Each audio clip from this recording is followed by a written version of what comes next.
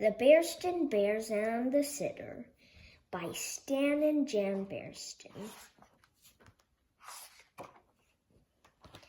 Mom and Dad are going out. Gramps and Gran are too. Who will stay home with the cubs? Just anyone won't do. What's this? Said Papa Bear as he took the day's mail from the Bear family's mailbox.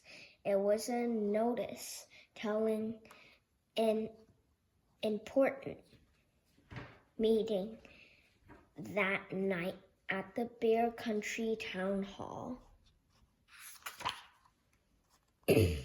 Mama Bear called up Grizzly Gran. Brother and Sister Bear sometimes stayed with Gramps and Gran when Mama and Papa Bear had to be away. But Gramps and Gran were planning to go to the meeting too, so Brother and Sister couldn't stay with them. or Maud or Cousin Wilbur. They were going to the meeting too. Why can't we go with you? Asked Sister, beginning to get a little upset. Yeah, added Brother Bear, because, said Papa, this meeting is for grown-ups, and besides, it won't be over until late, way past your bedtime. Well, where are we going to stay? The cubs wanted to know. You're going to stay right here, said Mama as she put down the phone. Alone? asked Sister. Of course not, said Mama. I've arranged for a sitter. A sitter? Said Brother. Who is it going to be? Sister asked.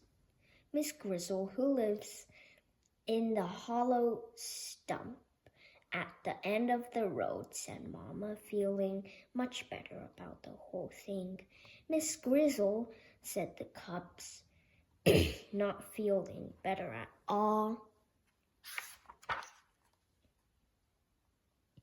Once when Sister was playing with her friends, the ball went into Miss Grizzle's flower garden. Miss Grizzle wasn't too happy about it. Another time, when Brother was flying his kite, it swooped and bumped Miss Grizzle on the hat.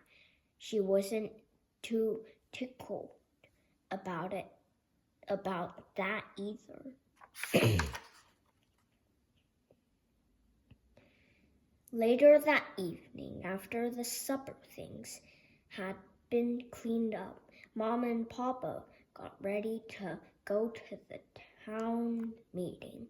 But who's going to scrub our backs, read us a story, and tuck us in?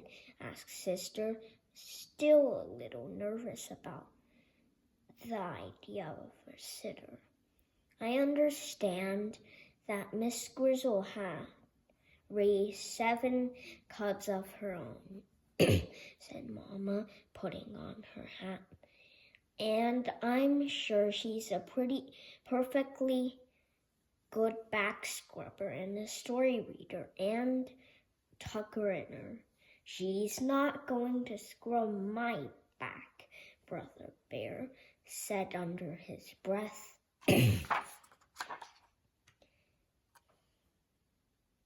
Miss Grizzle came walking up the path to the bear's treehouse right on time. There was no question about it. It was the same Miss Grizzle who got bopped with the kite and didn't like cubs tromping her flowers. She was very large, almost as big as Papa. And she carried a drawstring bag. Even and all, said Miss Grizzle in a loud, jolly voice. Well, Tom, a-wastin' you two, she said to Mama and Papa. You better skedaddle off to your meetin'.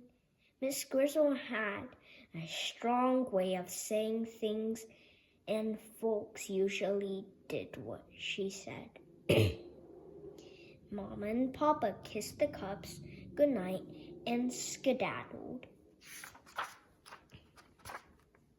Woo! Said Miss Grizzle as she sat down in Papa's big chair. It sure is good to get a load off your feet. She took off her hat and looked into her drawstring bag. There's something about somebody looking into a bag that makes cubs very curious. Miss Grizzle, said Sister. Yes, what's in the bag?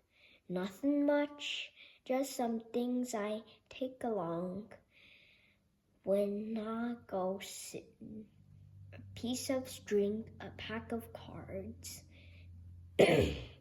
Meanwhile, over at the town hall, the bears were getting ready for their important meeting. They were getting ready for speeches, voting, and arguments about new laws.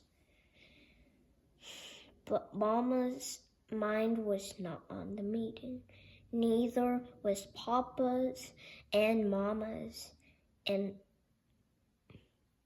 Papa Bear were thinking about what was going on back home. Sister looked a little worried when we left Fred and Mama. So did Brother, agreed Papa. They decided to call home and see how things were going. Things are going just fine, said Miss Grizzle. Brother and Sister can't come to the phone right now.